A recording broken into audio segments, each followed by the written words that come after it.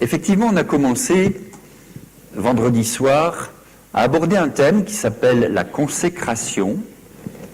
Et pour vous permettre, vous qui prenez le train en route, de ne pas être perdu, je vais résumer rapidement ce que j'ai dit vendredi soir.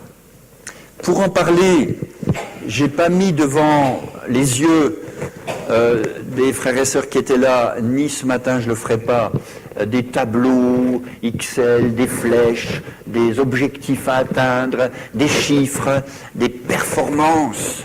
Ça, je le laisse aux entreprises. Ils le font beaucoup, ils mettent la pression, c'est jamais assez. Quand je travaillais à la banque, mon patron m'avait dit « Monsieur Moureau, il faut nous donner votre vie ». Je lui ai répondu « Je l'ai déjà donné à quelqu'un d'autre ». Donc, voilà, pas de pression. Si on vient à l'église et qu'en plus, il faut avoir un message qui met la pression, moi, je trouve que c'est pas ça que Jésus a donné comme exemple. Aussi, pour en parler, je vous emmène à la campagne. Je vous emmène dans les verts pâturages. Je vous emmène, détendez-vous. On est au vert.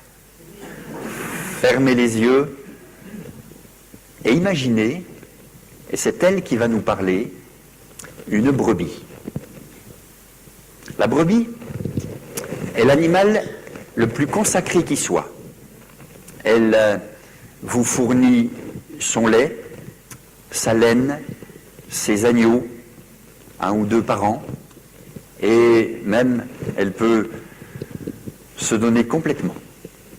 Et Jésus est appelé le petit de la brebis, l'agneau de Dieu. Et Jésus était-il consacré complètement? Aussi, pour en parler, donc, depuis vendredi, j'ai pris l'image de la brebis et le psaume de la brebis, que l'on connaît bien. Ah, vous dites, ça y est, je connais. Écoutez quand même, parce qu'avec la parole de Dieu, on peut avoir lu 1000 fois le psaume 23, on va le relire ce matin, et il nous fera encore du bien. Amen. On écoute la brebis, elle nous parle dans ce beau et merveilleux psaume 23. L'Éternel est mon berger. Je ne manquerai de rien. Il me fait reposer dans de verts pâturages. Il me dirige près des eaux paisibles. Il restaure mon âme. Il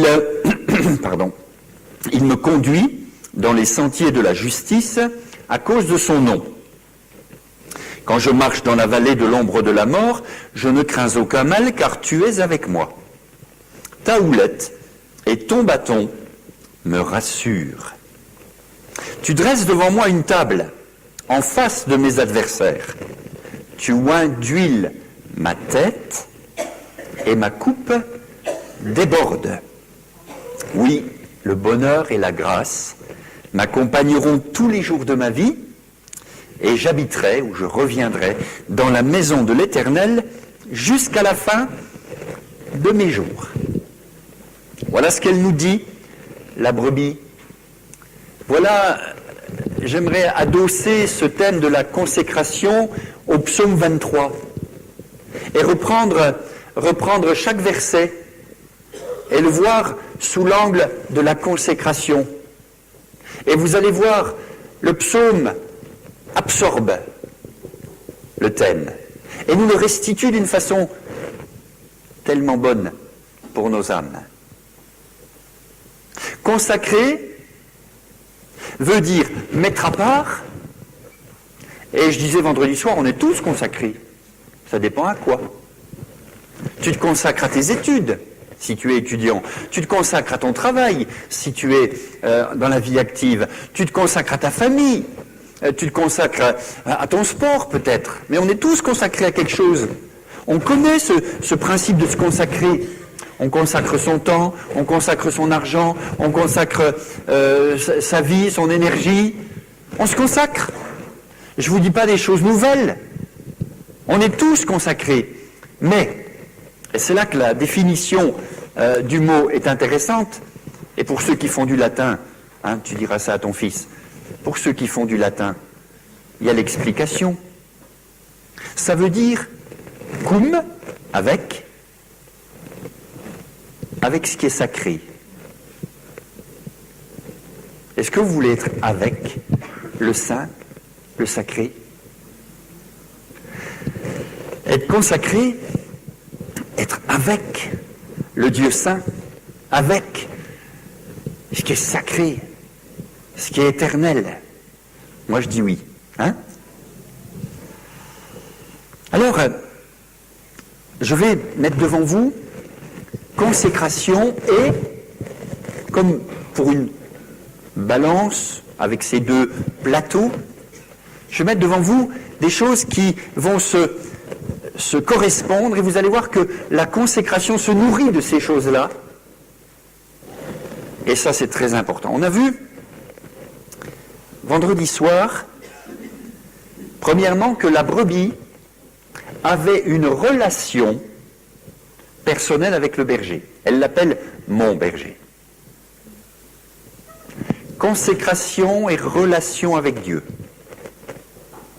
Je voudrais dire ici à l'Église ce matin que il n'est jamais question dans la parole de se consacrer en oubliant notre relation avec Dieu. Et j'ai hélas vu des gens très consacrés qui ne prenaient plus le temps de la relation personnelle avec Dieu. J'ai trop vu de bien-aimés qui voulaient se consacrer au Seigneur et dont la relation personnelle avec Dieu s'appauvrissait. Et dans leur tête, leur excuse, c'était « mais je suis à l'église, j'y suis tout le temps fourré. Mais je sers le Seigneur. » Eh bien, j'aime à dire que consécration et relation avec Dieu, c'est toujours un équilibre à maintenir. Aussi, m'adressant à chacun de vous, je vous demande où en est votre relation avec Dieu. Parce que la consécration se nourrit de notre relation avec Dieu. Et quand Jésus, qui était l'agneau de Dieu, hyper consacré, sentait toute la pression des demandes et des attentes qu'on mettait sur lui, ouf, il disparaissait. On ne le trouvait plus. Où est-ce qu'il est? Il était parti parler avec son Père, écouter son Père. Quel exemple! Première remarque. Donc, consécration et relation avec Dieu. Ensuite, elle dit, je ne manquerai de rien. Consécration et provision. Ne pensez pas que la consécration va vous vider le porte-monnaie, par exemple. Ne pensez pas que la consécration va tout vous demander. Non, on a tout en Jésus-Christ et Dieu donne ce qu'il ordonne. Il y a de la provision. Il y a ce qu'il faut pour servir Dieu. Et quand il nous appelle à le servir, il nous équipe. Il nous fait des dons. Et quelle est la société, quelle est l'entreprise, quelle est la personne qui voudrait que ses ouvriers soient de qualité sans lui donner, sans leur donner ce qu'il faut? À plus forte raison, le Seigneur qui nous parle de consécration, et cette brebis qui en parle, elle dit mais je manque de rien. Et je crois que c'est important, le Seigneur ne nous fait pas marcher, entre guillemets, à la performance, en disant l'année prochaine, il faut que tu sois comme ça. Mais le Seigneur nous fait avancer avec des promesses. Tu ne manqueras de rien.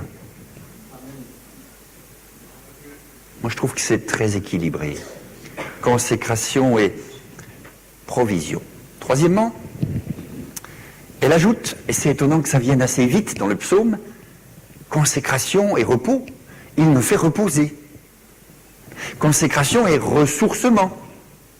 J'ai aussi, et je sais que les gens consacrés sont les plus exposés au burn-out, à l'épuisement. Et quel équilibre on trouve dans la parole, et la brebis a raison de nous le rappeler, parce qu'une brebis stressée ne fait plus rien. Une brebis stressée ne donne plus de lait. et ces agneaux sont chétifs et malades. Je vous donne une anecdote. Mon père était berger, un de ses nombreux métiers pour faire vivre la famille. Il avait donc un troupeau de brebis. Et moi je sais que c'est vrai ce que dit l'Évangile. Les brebis entendent ma voix. Elles ne suivront pas un étranger. J'étais à côté de mon père, il appelait la brebis, elle venait. Moi, je l'appelais pareil, hein, elle fuyait.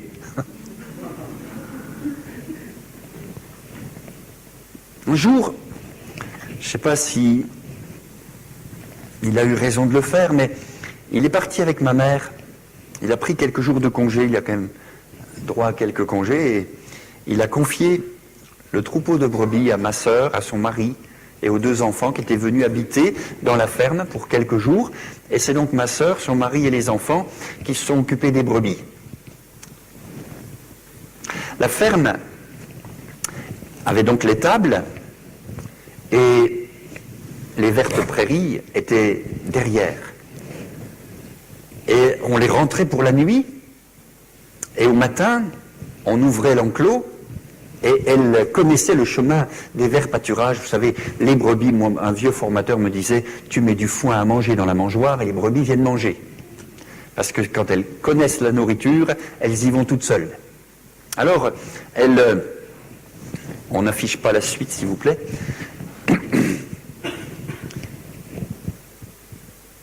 On ouvrait l'enclos, elles connaissaient le trajet, elles y allaient toutes seules.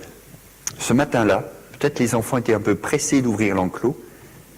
Ma sœur a ouvert la porte de l'enclos. Les brebis ont filé tout de suite.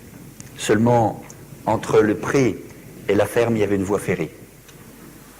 Ces voies ferrées de l'époque, en montagne, où tu avais un train le matin, un train le soir. Seulement, c'était le train du matin.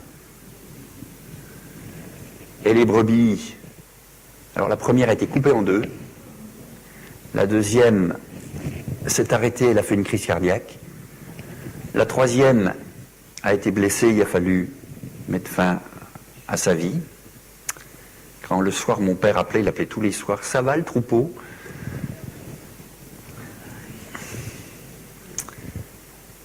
Quand une brebis est stressée, elle ne donne plus rien. Et c'est avec raison que la brebis du psaume 23 dit « Il me fait reposer ». Et j'ai posé la question vendredi soir, comment tu te ressources? D'une façon saine, d'une bonne façon. C'est Jésus qui a dit à ses disciples « Venez à l'écart, vous reposez un peu ». Si vous tirez tout le temps sur la corde en disant « Je suis consacré », peut-être la corde va se tendre et va se casser. Et puis vous serez déçus en disant « Je pensais que j'étais un surhomme. Je pensais qu'avec le Saint-Esprit, j'étais inoxydable. » Non, vous restez des vases, et je reste un vase d'argile fragile. Il me fait reposer. N'attendez pas que le Seigneur vous fasse reposer pour vous reposer. Bien sûr, et c'est très équilibré, on ne devient pas des paresseux, mais consécration et ressourcement sont les 2 plateaux de la même balance. Et savoir ainsi équilibrer les choses, moi je trouve tellement beau la parole de Dieu. La brebis continue, et elle dit ensuite, il me dirige, il me conduit. Consécration et direction. Je disais que dans l'original, il me dirige, c'est il me redresse en douceur. Et j'ai dit vendredi soir qu'on était tous tordus. Passez-moi l'expression, sauf votre respect, on était tous tordus par le péché. Il nous redresse d'abord, et puis ensuite il nous conduit. Et c'est important, cette affaire d'être dirigé, conduit dans notre consécration. Vous avez des chrétiens qui répondent à tous les appels. Ils cumulent toutes les casquettes. Ils sont dans tous les services. Ben, j'ai envie de leur dire, je parle sous le contrôle de votre pasteur, calmez-vous. Dieu appelle chacun d'ailleurs. La Bible dit qu'on est sauvé pour servir et que Dieu a préparé pour chacun de nous des œuvres bonnes qu'il a préparées d'avance. Chacun doit prendre sa place Et chacun doit être conduit dans un aspect ou dans un autre de l'œuvre de Dieu. On n'est pas tous appelés à prêcher la parole, on n'est pas tous appelés à s'occuper des enfants ou à chanter à la chorale ou à être musicien, mais on est tous appelés à quelque chose. Et ma question c'est, quelle est la direction pour ton service? Oui, ce que ta main trouve à faire, fais-le, d'accord. Mais ensuite, je crois que c'est important de lire toute la parole. Elle nous dit qu'il dirige, qu'il conduit. Moi, je vois un apôtre, l'apôtre Paul, très consacré lui aussi, qui, alors qu'il est en Asie mineure, s'apprête à passer en Bithynie, puis en Mysie, et le texte nous dit « l'Esprit de Jésus ne le lui permit pas ». Il est conduit. C'est l'heure de l'Europe et ils vont passer en Europe suite à une vision la nuit suivante. Il me semble que c'est important, cette affaire de direction, C'est un apprentissage. Suis-je obéissant à écouter la voix du berger? Cinquièmement, c'était encore vendredi soir, il y a 12 points en tout, donc on en a vu 6 vendredi soir, j'ai encore pas commencé de prêcher, c'est juste le résumé de vendredi. Cinquièmement, la Bible dit, la brebis dit dans ce psaume, « Il restaure mon âme ». Et je mets en parallèle, toujours sur les 2 plateaux de ma fameuse balance, consécration et vie intérieure. Consécration et restauration. Et vouloir prendre la consécration comme un médicament en disant comme ça, j'irai mieux, c'est une erreur. Il faut bien sûr être consacré, mais ne pas oublier les soins dont on a besoin nous-mêmes. Et vous avez certaines personnes qui pensent qu'en soignant les autres, elles iront mieux. Mais c'est... Chacun en a besoin de soins.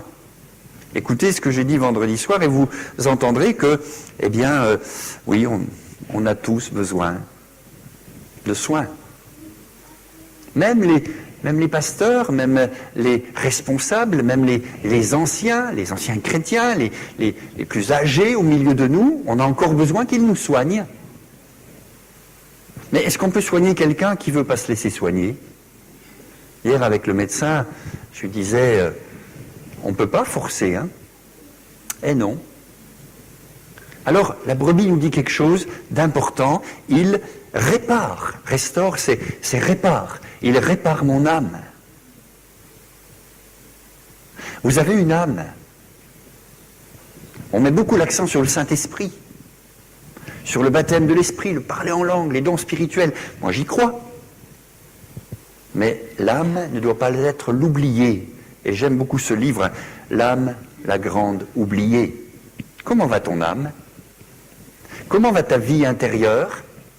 Ton âme survivra à ta mort physique, continuera de vivre. Ton âme est éternelle et sur la croix, Jésus est mort pour sauver ton âme, pour défendre la cause de ton âme, pour que ton âme n'aille pas en enfer, mais que ton âme soit sauvée.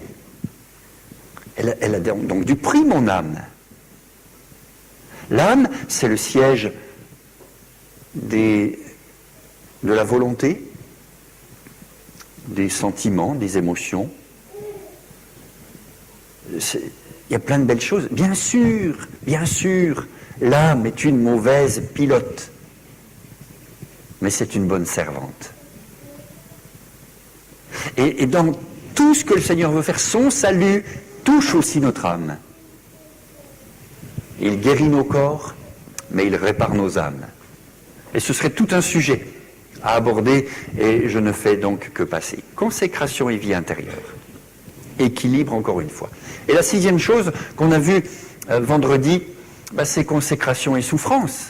Parce que la brebis dit, quand je marche dans la vallée de l'ombre de la mort, c'était des endroits où il fallait passer entre la plaine et les sommets, où on trouvait les verts pâturages, dans des défilés, dans des endroits dangereux, où le soleil ne pénétrait pas, et où le sentier était tellement étroit qu'une patte de côté et la brebis tombait au fond du trou. Quand je marche dans la vallée de l'ombre de la mort. Et là, j'ai fait la remarque vendredi soir, et je la répète ici, jusque-là, elle parlait à la troisième personne, il me conduit, il me dirige, il me fait reposer. Et tout à coup, elle parle à la deuxième personne, tu. Ah, quand je marche dans la vallée de l'ombre de la mort, tu es avec moi. Et elle ne clique plus le tu, ta houlette, ton bâton, tu dresses, tu oins. On va voir tout ça. Elle passe du il au tu. Et quand l'épreuve nous arrive, quand la tempête souffle, c'est le moment de s'approcher encore plus près, de ne plus parler de il, mais de tu. Amen. Et j'ai dit vendredi soir que les tempêtes, il y avait 3 leçons à apprendre dans ces moments-là. C'est que Dieu les permet. Jésus leur dit, allez, on va passer de l'autre bord. Il monte dans la barque avec eux, il s'endort, et lui, il sait très bien ce qui arrive. Et il y a une tempête qui arrive. Donc il les permet. Quelqu'un passe-t-il par une tempête, sachez que Dieu permet. Et puis, deuxième leçon, il est avec nous dans la tempête. Tu es avec moi. Je ne suis pas tout seul. Et troisième leçon, il est plus grand que nos tempêtes. Il se lève, dit un mot et la tempête se calme. Alors, il n'y a pas de consécration sans souffrance. On n'est pas dans l'évangile de la prospérité, où tu es en bonne santé, riche et toujours jeune. C'est du mensonge. C'est du mensonge. Tes dents vont déchausser, tes cheveux vont tomber, les rides vont apparaître. Bon, j'arrête là. Relisez l'Ecclésiaste, il vous dira qu'avec le temps, tout s'en va, tout s'en va. Mais être consacré, l'agneau de Dieu, l'exemple parfait de la consécration, nous a dit, mais armez-vous de la pensée de souffrir. Si vous êtes consacré, c'est vrai, il y aura des moments difficiles. Ça, c'était donc vendredi soir. On va continuer et voir maintenant que dans ces moments-là, la brebis dit quelque chose d'important, c'est la protection. Consécration et protection. Elle dit, je ne crains aucun mal, ta houlette et ton bâton me rassurent. Je ne crains rien, je suis en paix. Vous savez, il y a bien des textes, le psaume 5, verset 12, le proverbe 29, verset 25, le psaume 121, verset 3, il ne sommeille ni ne dort celui qui garde Israël. On est protégé. Dieu protège ceux qui lui sont consacrés. Et le berger, j'ai l'impression que le berger du psaume 23, il se consacre à sa brebis, à ses brebis, et les brebis se consacrent au berger. On a envie de répondre à quelqu'un qui se consacre à nous, non? Qui nous aime, qui nous garde, qui nous protège. On a besoin de protection. On est dans un monde particulièrement dangereux. Pas vrai? Ils sont fous, quoi. Ils sont devenus fous. Ils ont laissé Dieu et ils ont pensé être sages. Ils sont devenus fous. Ils appellent le mal bien, le bien mal. Ils marchent sur la tête. On vit à crédit, mais c'est grave, hein, les taux d'endettement de nos nations. Mais quand la petite pierre viendra frapper la statue des nations, elle va s'écrouler. La Bible a raison. Et moi, je suis protégé. J'ai mieux qu'une assurance vie. J'ai sa protection. Et toi aussi. Et quand tu es consacré, tu peux être consacré et travailler détendu. Détendu, tu es protégé. On saura au ciel combien de fois il nous a gardés, le Seigneur. Combien de fois il nous a gardés. Des fois, je l'ai su, puis des fois, je ne l'ai pas su, ou je l'ai su après. Je sors d'une réunion de prière, dans la ville de Saint-Dié, il y a dans mon cœur une parole qui vient. Dominique, tu vas trouver un énorme sapin en travers de ta route. Une route que je connaissais par cœur. J'étais en 2 chevaux, mais je promets que quand même j'appuyais bien sur le champignon. Hein. Et dans la courbe, où d'habitude je passais sans freiner, j'étais tellement retenu à l'intérieur que je roulais doucement. Et effectivement, un énorme sapin barrait toute la route. Je serais arrivé comme d'habitude, je me fracassais. Il nous protège. Il nous protège. Il protège ceux qui sont consacrés. Consacre-toi. Je terminerai par un appel à la consécration, évidemment. Mais j'aimerais te dire, c'est pas pour te mettre la pression, c'est pour te donner envie. On est détendu. C'est un ancien craintif, maladif qui vous parle. La crainte, moi, ça me paralysait. J'avais toujours le scénario catastrophe dans la tête. Mais j'ai appris à ne plus craindre. Consécration et protection. Vous savez, le bâton n'est pas pour la brebis, puisqu'elle dit « son bâton me rassure ». Le bâton est pour l'ennemi de la brebis. Quant à la houlette, c'est pour la retirer du trou où elle est tombée. Et là aussi, c'est rassurant. Quand je fais des erreurs, il vient me chercher. Quand je fais, oui, un péché, il vient me chercher. Il nous protège. Il nous protège. Consécration et protection. On avance. La suite, la brebis dira qu'il y a des adversaires. Tiens, y aurait-il des adversaires à la consécration? Alors là, oui. S'il y en a un qui ne veut pas que vous vous consacriez, c'est bien le diable. Et il ne veut pas entendre ce que je dis ce matin. Mais vous l'entendez. Il y a des adversaires. Et des fois, ils sont nombreux. Mais j'aime ce petit mot, en face d'eux. Parce qu'il n'y a pas de consécration sans combat spirituel. On reprend les âmes à l'ennemi.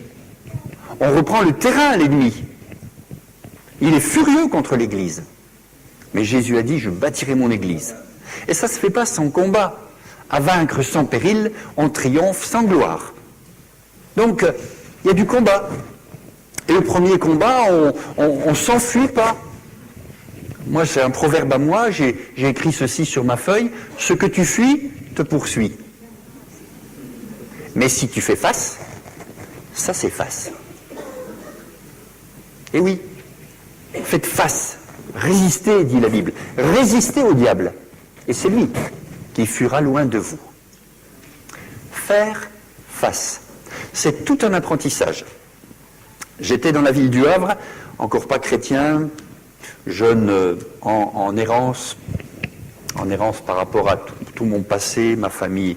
J'avais tout quitté, j'étais plus dans les radars, personne ne savait où j'étais. On était tout un groupe et on travaillait entre guillemets, drôle de travail. On est là dans la rue et dans les banlieues chics de la ville du Havre, on vend nos petits produits là le soir quand les gens sont rentrés du travail. Et là, je me trouve, alors que je suis seul dans la rue, en face de deux énormes chiens qui n'avaient pas eu leur casse-croûte. Qui m'ont pris pour leur casse-croûte. Alors là, je crois que j'ai jamais couru aussi vite. Je me suis enfui. J'ai dû battre mon 100 mètres, mon temps aux 100 mètres, mais j'ai couru, mais eux couraient plus vite que moi. Ce que tu fuis te poursuit. Et je sentais se rapprocher. J'avais été mordu quelques jours avant par un chien et j'avais peur des chiens.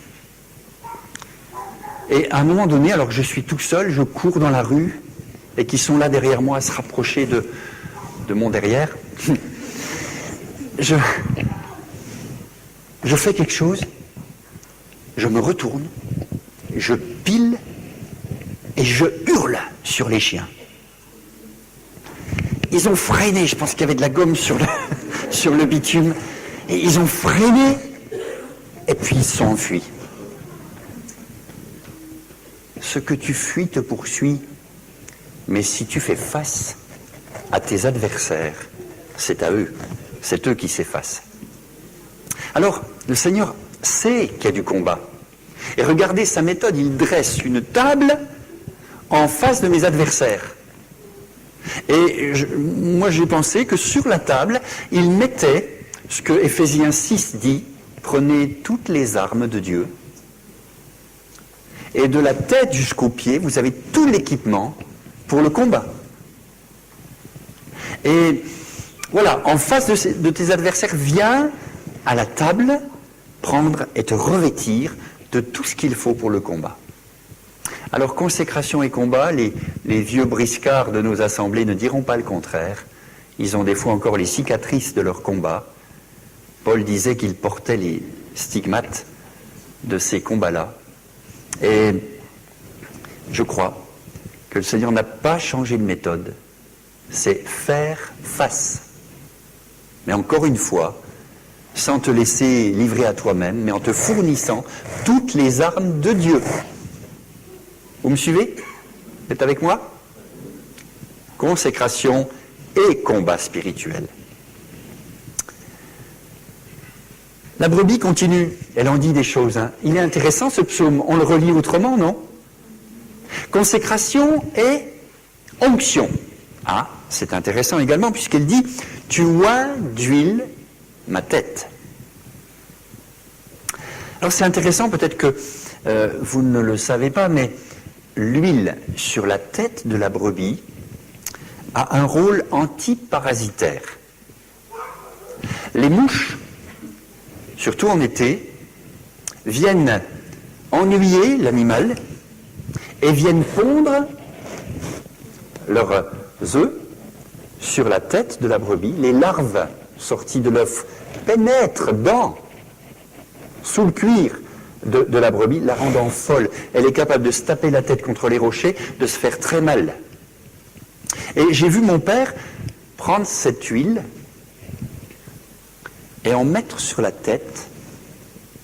Ça éloigne les mouches. Tiens. Alors on est dans une église de Pentecôte, on va parler de l'onction, mais pas sous un aspect connu. Tu as besoin d'huile pour éloigner les mouches. Vous avez tous un cerveau? Vous savez qu'il y a des choses qui rentrent dans nos têtes, ça s'appelle nos pensées.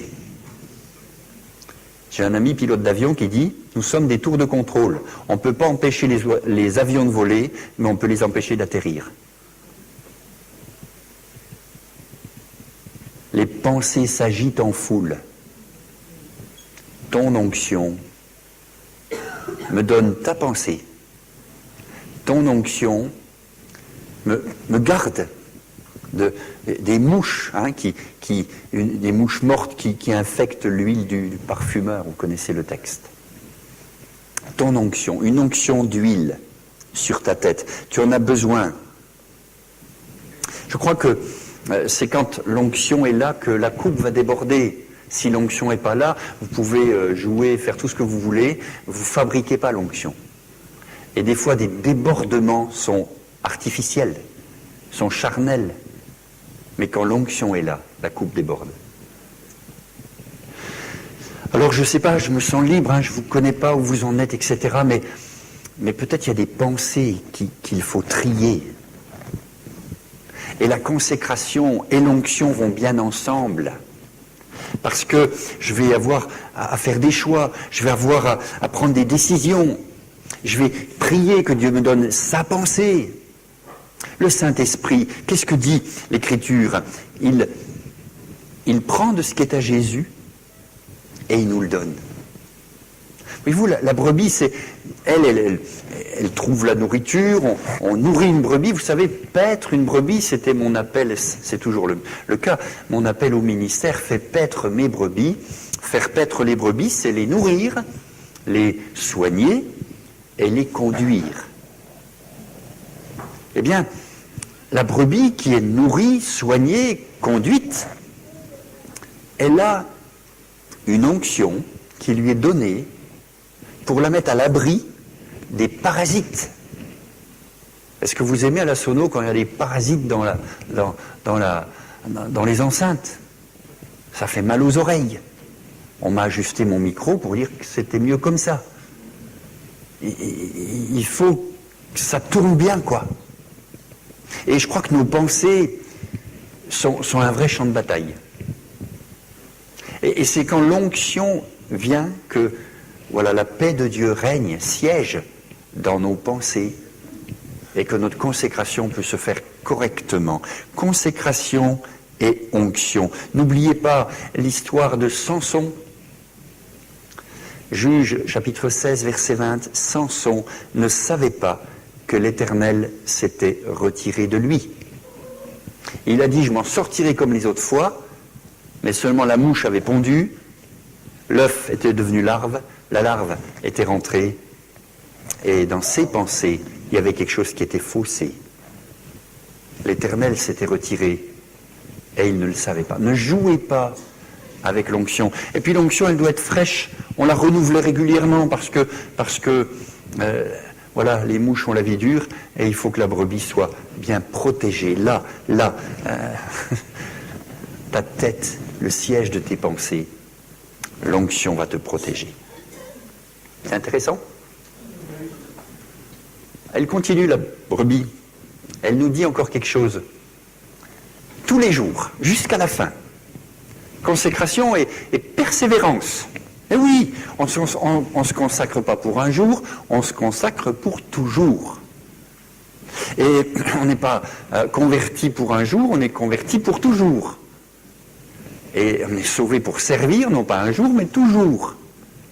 Et vous savez que c'est ceux qui persévéreront jusqu'à la fin qui seront sauvés. Ça servirait à quoi de courir la course et de s'arrêter à 100 mètres de l'arrivée en disant j'en peux plus.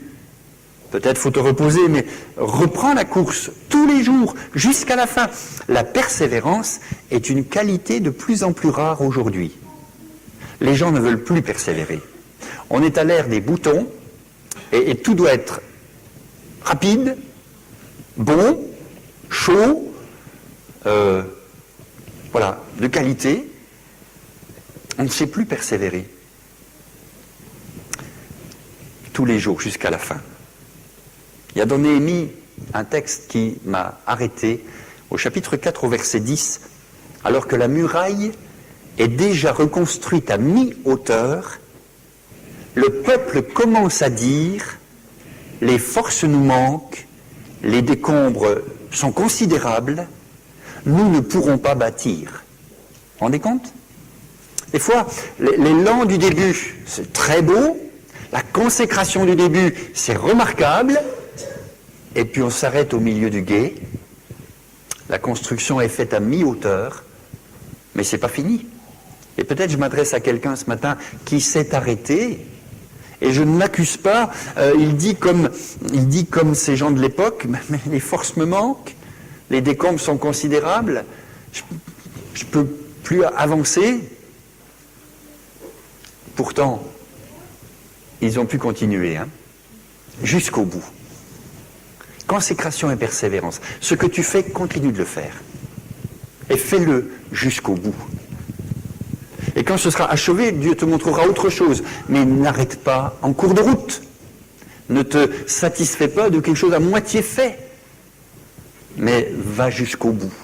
Consécration et persévérance. On est dans l'époque de l'année septembre, octobre, où c'est la reprise de nos activités. Je disais vendredi soir que, hélas, il y a des statistiques qui sont faites dans nos églises. On peut dire que c'est aux États-Unis, mais vous savez, en France, on n'est pas mieux, qui disent que c'est 15 à 20% de l'Assemblée qui fait tourner l'Assemblée. Et que 75 à 80 ou 85 à 80% consomme l'Église. Et en général, râle quand c'est pas bon. Alors on épuise, toujours les mêmes, et ceux qui devraient se lever ne sont pas là. Moi je crois que Néhémie a raison de nous rappeler que tout le peuple a pris à cœur ce travail. C'est votre assemblée. Elle sera ce que vous en ferez. Ce que Dieu veut en faire avec vous. Vous êtes ouvriers, ouvrières avec Dieu. Et la persévérance concerne tout le monde. Moi, je crois que c'est important. Si ça ne vous plaît pas, vous ne me réinvitez pas. Mais je le dis quand même. Il faut que nous puissions écouter cette brebis qui nous dit quelque chose de tellement important. C'est tous les jours et c'est jusqu'à la fin. Amen. On avance encore. Consécration et communion avec l'Église, puisqu'elle dit que ça se passe dans la maison de Dieu. Et la maison de Dieu, c'est nous. Ce n'est pas un bâtiment, c'est les pierres vivantes que j'ai devant moi. Le danger est quand la consécration me coupe de l'Église locale. Vous avez des gens qui sont dans des œuvres, belles œuvres par ailleurs. Mais l'Église ne sait pas où ils sont, ne sait pas ce qu'ils font. Voilà. Mais, oui, non, mais ils sont consacrés. Ok, mais on ne les voit plus, quoi. Et je dis attention, ma consécration ne doit pas me couper de l'assemblée. Ma consécration s'inscrit dans un ensemble. Je sais que tout seul on va plus vite, mais je réponds, ensemble, on va plus loin. D'accord ? Ce ne sera jamais une œuvre personnelle. Hébreux chapitre 10, verset 25, qu'on traduit par « N'abandonnez pas votre assemblée », devrait être traduit « N'oubliez pas de vous rassembler ». Les rassemblements sont essentiels à la consécration. La consécration, et ce sera ma conclusion de tout à l'heure, je le dis déjà un peu là, mais elle se nourrit de tout ce qu'on a vu. Relations, guérison, restauration, onction, etc. Et communion avec l'Église. Et je crois qu'en tant que responsable de l'Église, on devrait être très imaginatif pour que toute l'Église sache ce que chacun fait dans l'Église. J'ai visité récemment une église où ils ont fait un forum, c'était la rentrée, c'était leur week-end de rentrée, un forum des activités de l'Église. Et comme il y a 3 cultes, entre chaque culte, les chrétiens pouvaient visiter cet espace d'exposition qu'ils appelaient forum des activités. Et toutes les activités avaient des stands, activités de l'Église, avaient des stands, les responsables, les équipes étaient au stand, et les gens pouvaient découvrir l'activité, s'inscrire dans l'activité peut-être en tant que bénéficiaire, mais aussi en tant que bénévole pour y servir. J'ai trouvé l'idée géniale. Tout le monde pouvait savoir ce que chacun faisait. Alors je ne sais pas si je tendais le micro ce matin à quelqu'un, tu sais ce qu'elle fait, la sœur Intel là-bas? Ça vous dirait, je ne sais même pas son nom. Pensez pas qu'on a une marge de progrès dans ce domaine? Que la consécration et la communion avec... Ça fait tellement de bien d'avoir l'Église derrière soi, dans la prière, dans le soutien, dans l'affection. Et réciproquement, de pouvoir venir dire à l'Église, dans des moments de réunion de prière, voilà, dans telle activité, voilà un sujet de prière. On est ensemble. Mais je le répète, il y a des gens qui sont partis dans une consécration remarquable, dans des œuvres humanitaires extraordinaires, puis on ne les a plus vus à l'Église. Attention, n'oublions pas de nous rassembler, parce qu'il y a quelque chose d'unique quand on se rassemble. C'est quoi? C'est la présence de Dieu. Je suis au milieu de vous. Et ça, oui, Jésus est avec toi tous les jours, il est avec toi dans ta cuisine, je sais bien. Mais j'ai un peu de mal avec les cultes sur Internet, sauf si vous êtes malade à la maison, mais regardez quelque chose, évidemment. Mais me dis, mais où est la cyber-église dans l'Écriture? Il n'y a pas de cyber-église, il y a l'Église. Et il y a des rassemblements. N'oubliez pas de vous rassembler. Et si vous n'êtes pas venu depuis un moment pour des raisons valables, il n'y a pas de problème. Mais si vous n'êtes pas venu parce qu'on ne vous avait pas dit bonjour, ça c'est quand même autre chose. Consécration et communion avec la maison. Vous êtes gens de la maison. Moi je ne sais pas quels seraient les parents qui ne seraient pas inquiets de ne plus voir leurs enfants revenir à la maison quand ils sont petits, quoi. Et même quand ils sont grands, on aime bien quand ils viennent nous voir. Parce que, voilà, c'est la maison, quoi. On est la même famille, non? Et se retrouver, ça fait pas du bien? On écoute la parole, on chante des cantiques, on entend des dons spirituels, on peut manger ensemble dans des agapes, on peut suivre des formations, on peut donner un coup de collier. Des fois, il y a des efforts, mais plus on est à porter la charge, plus elle est légère pour chacun. Consécration et communion avec l'Église. Et puis enfin, le 12e point, j'aimerais vous dire que la brebis qui nous parle, mais elle est épanouie. Elle a une coupe qui déborde, elle parle donc de joie, de bonheur et de grâce. Vous savez, la consécration épanouit celui qui est consacré.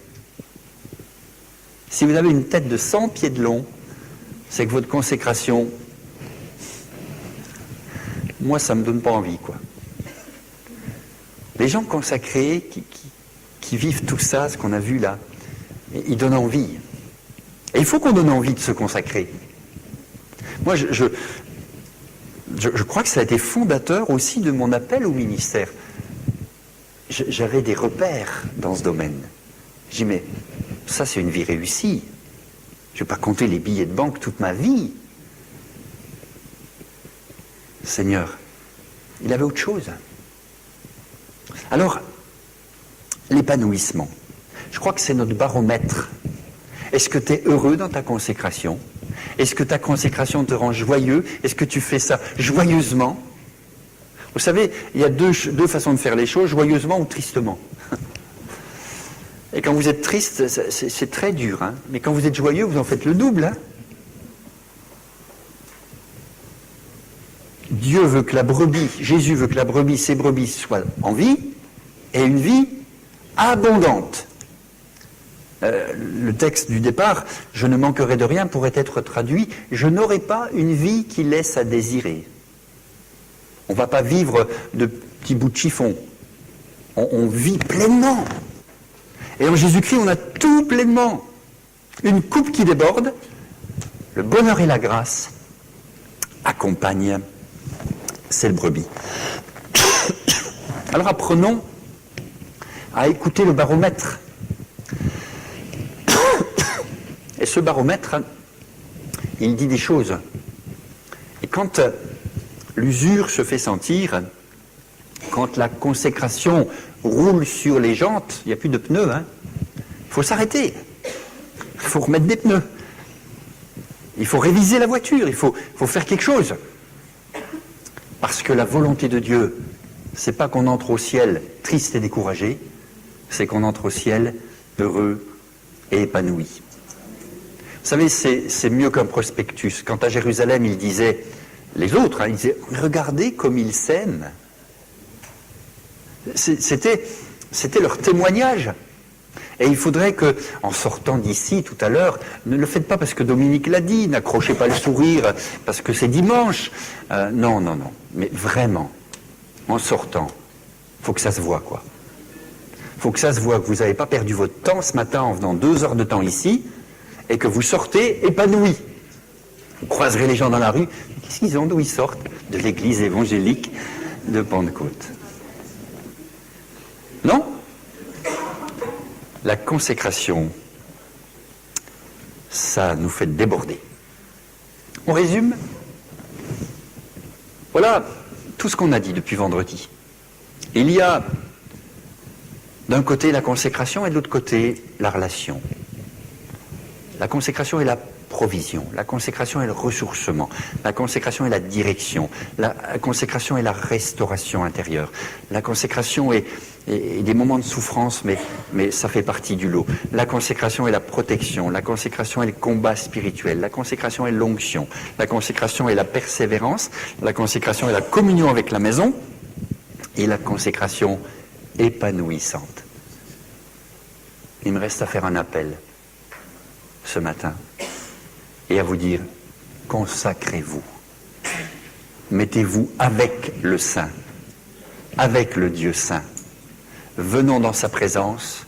Le sang de Jésus, c'est en Christ que nous pouvons nous approcher de ce Dieu Saint. Il nous veut avec lui. C'est ça les gens consacrés, les gens qui sont avec lui. Amen. Alors, est-ce que je rêve? Mais je vois toute une église debout maintenant qui répond à l'appel. Je vous laisse libre. Si vous le voulez, levez-vous à votre place et on va ensuite prier le Seigneur.